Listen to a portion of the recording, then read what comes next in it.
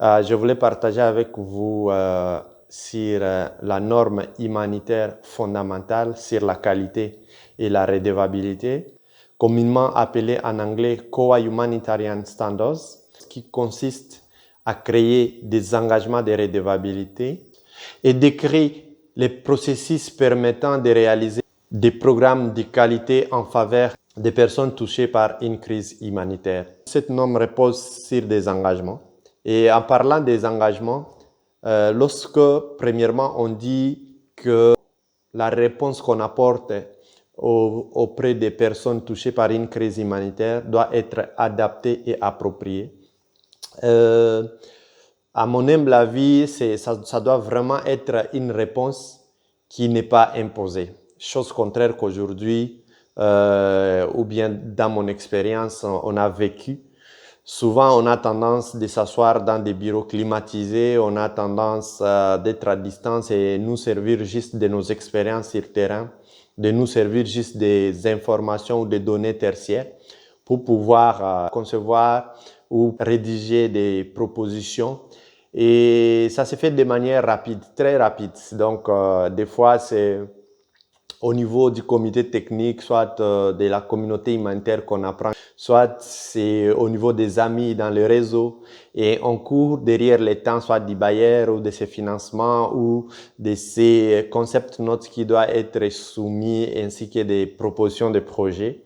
Et on oublie les aspects liés, par exemple, à l'évaluation des besoins qui est très important à mettre en œuvre pour pouvoir interroger, n'est-ce pas, toutes les facettes du problème et pouvoir rédiger une proposition de projet qui repose sur la réalité du milieu, sur le contexte du milieu afin de pouvoir intervenir sous une réponse adaptée et appropriée. Lorsque je parle d'une réponse appropriée, il y a ces organisations qui, des fois, s'autorisent ou se donnent ces leaks de se lancer sur des interventions sans avoir des expertises ou des expériences dans ces domaines. Et c'est le rôle, bien sûr, de la communauté humanitaire de pouvoir coordonner. Bien sûr, il y a les quelques, des fois, gaps qui s'observent, mais le nécessaire, c'est de pouvoir recadrer pour qu'il y ait cette complémentarité auprès des acteurs humanitaires. À part cette complémentarité, pour qu'il y ait aussi ces évaluations qui sont effectuées toujours au début de l'intervention et que les résultats de ces évaluations des besoins soient la base sur laquelle se repose l'ensemble de notre logique d'intervention proposée en faveur des personnes touchées par une crise humanitaire. La deuxième chose, c'est que la réponse doit être efficace et fournie à temps. Et parlant de l'efficacité de la réponse, c'est au fait le fait de pouvoir mettre en œuvre des activités qui sont faisables en fait. Et l'intervention doit être fournie à temps. Donc aujourd'hui, avec tout ce qu'il y a comme procédure interne des organisations, des recrutements, et tout ce qu'il y a comme les procédures logistiques qui sont un peu lourdes, des fois on se rencontre toujours face à des interventions qui arrivent en retard. Et la meilleure façon de pouvoir prévoir, c'est de mettre en place, par exemple, des stocks de contingence, par exemple, avoir des capacités tampons qu'on sait que ces capacités ici, internes, peuvent nous permettre d'intervenir le temps de couvrir, par exemple, des capacités que le bailleur va nous fournir en termes de ressources, que ce soit financières, matérielles et autres. Donc, en termes même de staffing, avoir des bases de données des staffs qui peuvent être déployés. J'ai aimé vraiment, ou j'ai eu une très bonne expérience avec l'une des organisations que j'ai travaillé, qui a mis en place une équipe dirigeante. Donc, c'est comme une équipe d'intervention dirigeante. Donc, s'il y a des interventions qui tombent comme ça, c'est cette équipe qui est chargée, quel que soit le projet sur lequel tu travailles, mais sachant que tu es sur cette équipe-là qui est comme une task force. Donc, s'il y a une intervention humanitaire, on te déploie le temps de pouvoir chercher des solutions pour recruter des staffs, pour faire des planifications claires. C'est une bonne chose pour essayer un peu de venir, n'est-ce pas, en aide à cette population touchée par des crises humanitaires. Une autre chose c'est de mettre en œuvre une intervention humanitaire qui repose sur une bonne communication, sur la participation et le retour d'informations. Ces trois choses sont très importantes. Je vois la difficulté souvent que j'ai eu moi à constater durant mon parcours dans le monde humanitaire. Cette difficulté de se sentir plus redevable seulement aux bailleurs de fonds. Et on oublie que avec tout ce qu'il y a comme obligation et engagement sur la qualité et la responsabilité, nous sommes plus redevables aux bénéficiaires, que d'ailleurs j'ai beaucoup aimé d'autres organisations qui ont essayé un peu de mettre à jour même leur appellation en les appelant le partenaire. Et c'est envers eux d'abord. C'est eux qui sont à la première ligne de recevoir les rapports, d'être informés. Et cette information doit leur parvenir durant toutes les étapes du cycle de vie du projet. Donc, l'information ou leur participation doit normalement commencer dès l'évaluation des besoins. C'est normalement eux qui savent bien quel est le vrai problème qu'ils ont. C'est pas nous, les organisations, qui savons le problème que les communautés ont. C'est pourquoi il est très important de les associer dans les activités d'évaluation des besoins, qu'ils puissent exprimer leurs vrais besoins, qu'ils puissent accompagner l'organisation à hiérarchiser les besoins pour essayer un peu de ressortir quel est le vrai besoin prioritaire dans la zone ou pour cette communauté bénéficiaire. Et à part l'étape de l'évaluation des besoins, durant la rédaction du projet, durant le financement, on doit leur informer même de l'évolution, c'est important. Je sais que la plupart des collègues me disent non, c'est pas important de leur informer de ce qui évolue. Mais moi, j'ai dit qu'au niveau de la communication et le retour d'information, c'est important même pour le projet qu'on a raté de pouvoir informer la communauté bénéficiaire que voilà, pour l'évaluation des besoins que nous avons fait dans votre zone, on avait quand même réussi à soumettre une proposition d'intervention en santé, en WASH, en AME, en SAME, mais voilà, on a raté le financement, on ne pourra pas, mais nous sommes là avec vous. Dès qu'il y aura d'autres opportunités, on sautera dessus, mais comme on est là, voilà ce qu'on est en train de faire, on va continuer à faire ça, mais ce qu'on voulait encore faire mieux, on n'a pas pu. C'est très important de les informer aussi de nos échecs, parce que des fois, on peut appeler ça échec, mais c'est très important de les informer aussi. À part cette étape, durant la mise en œuvre, il y a plusieurs canaux qui nous facilitent de pouvoir informer la communauté. Entre autres, il y a des organisations, comme moi j'ai l'expérience dans la mise en place des valves vitrées, qui sont juste des valves qui sont affichées dans la communauté, soit dans des formations sanitaires, soit chez les chefs, vraiment à un lieu accessible et sécurisé où les gens peuvent accéder et venir lire. Bien sûr, si c'est une communauté qui connaît lire et écrire.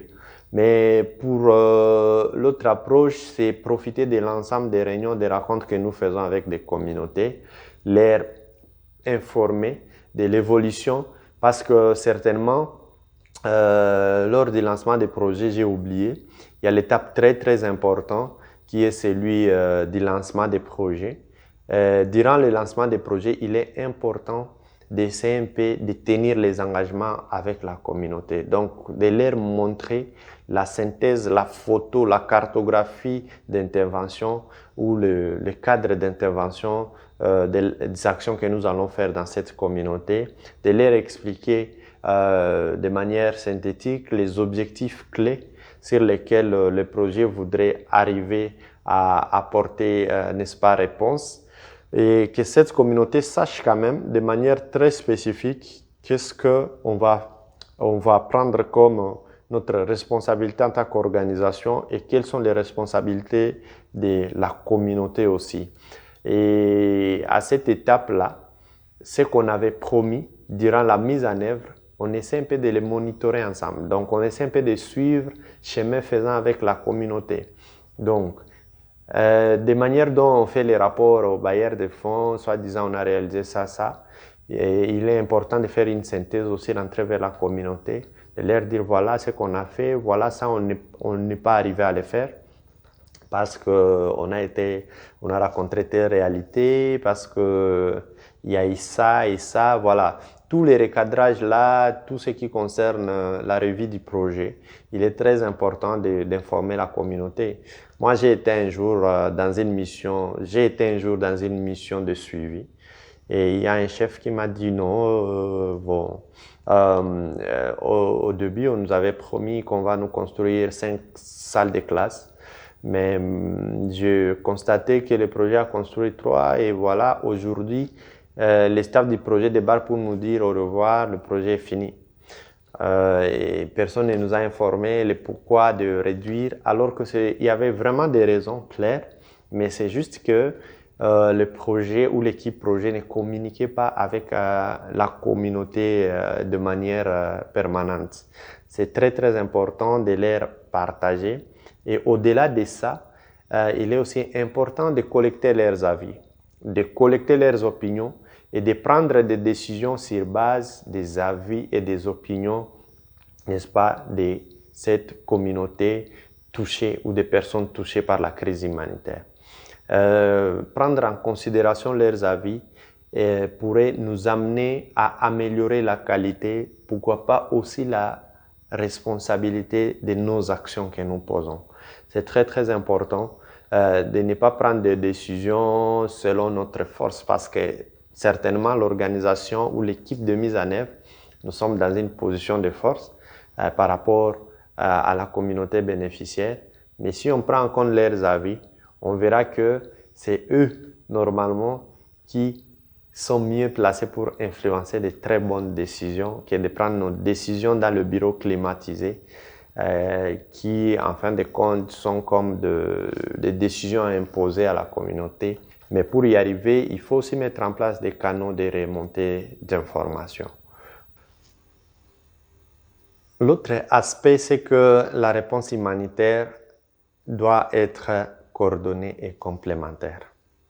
Coordonnée, la coordination humanitaire est en place.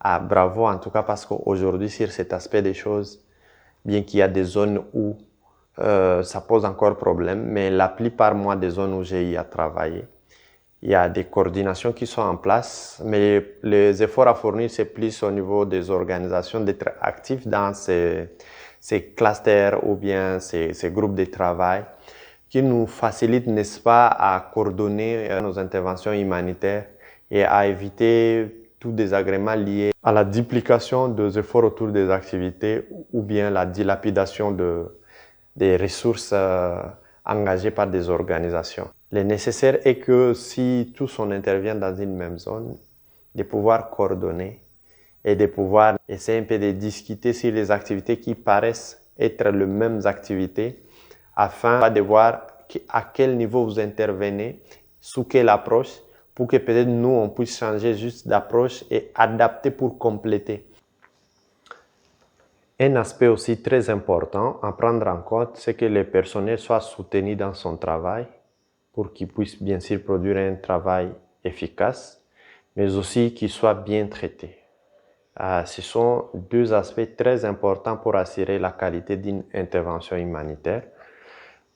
Si on ne prend pas en compte le soutien au personnel, donc on a un personnel mais qui ne reçoit pas, lorsque je parle de soutien, c'est aussi de soutien technique de la part soit de leurs supérieurs hiérarchiques, de la part de leurs collaborateurs. C'est très très important de mettre en place un très bon système de renforcement des capacités et même avant de renforcer les capacités, donc d'identification des gaps en termes de besoins de renforcement des capacités, mais aussi un système ou une mobilisation de ressources, que ce soit au niveau interne et externe, pour renforcer les capacités des staffs, mais aussi les accompagner dans leur travail au quotidien.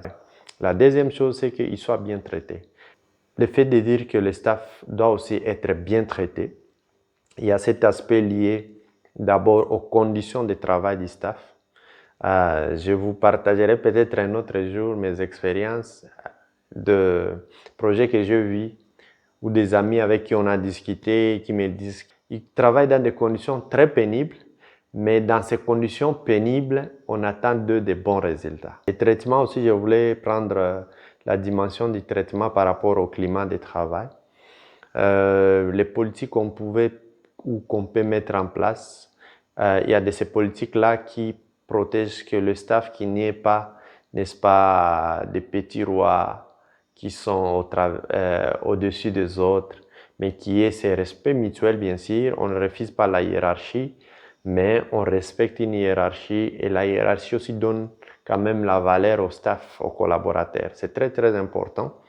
Mais si déjà il y a vraiment un mauvais climat de travail et l'intervention souvent humanitaire a toujours aussi été affectée par ces mauvais climats de travail, c'est pourquoi il est très important en tant que responsable de projet, en tant qu'organisation, de pouvoir mettre l'œil sur ces climats de travail envers les collègues, ces climats de travail en termes de conditions de travail. Et c'est très, très important pour espérer la qualité d'une intervention humanitaire. Aussi, toujours dans le cadre d'appui du staff ou le traitement du staff, il y a aussi le salaire qui est très important. Donc, l'organisation doit bien payer. Je pense aujourd'hui les organisations ont un système de compétition et vu la vie aussi, le contexte qui change. Il y a de cela 2 ans qu'il n'y avait pas le contexte Covid. Il y a de cela 2 ans qu'il n'y avait pas de guerre. Dans d'autres zones, il y a des guerres. Donc, les conditions et les coûts de vie continuent à être chers pour les humanitaires. C'est aussi important de pouvoir s'adapter à ces contextes-là et c'est un peu de voir au niveau de la compétition quel est le niveau salarial de l'organisation et améliorer les niveaux. Lorsque je parle de salaire, je parle aussi d'autres avantages, tels que par exemple les frais d'émission. Enfin, je voulais citer sur un aspect très important, c'est la gestion de ressources de manière efficace. Dans le monde humanitaire, des fois, il y a beaucoup d'abus en termes de ça.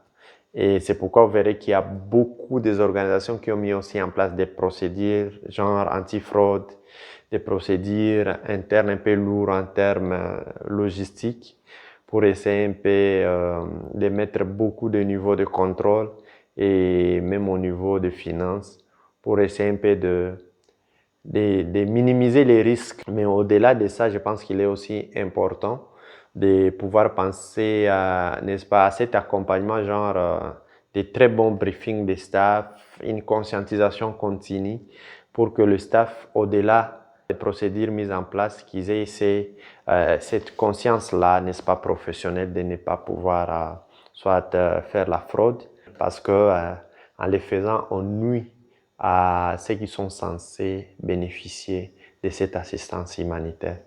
Voilà, je vous remercie beaucoup.